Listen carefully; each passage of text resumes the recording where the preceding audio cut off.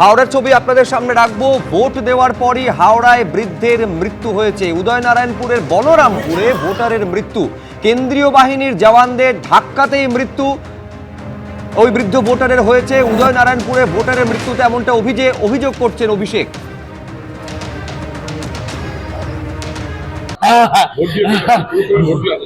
Vote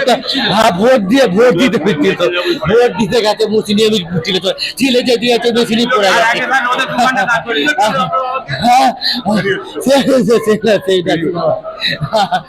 সেনাবাহিনী ভিড় ছিল না, ফাঁকা ছিল,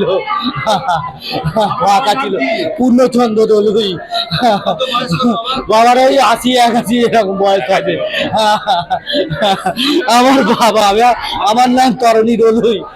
81 বছরের বৃদ্ধ সে গেছে ভোট দিতে, তার গণতান্ত্রিক অধিকার সেটা প্রয়োগ করতে। এটা হয়েছে 245 নম্বর বুথ, হাওড়াতে, উদয়নারায়ণপুর সেই বিধানসভা কেন্দ্রে। এবং রীতিমতো তিনি ভোট দিতে যাচ্ছেন, সেইখানে মার খেয়ে তারপরে মৃত্যু। এটা তো ভাবাই যায় না যে আজকে বাংলার মাটিতে তারা কি করেছেন।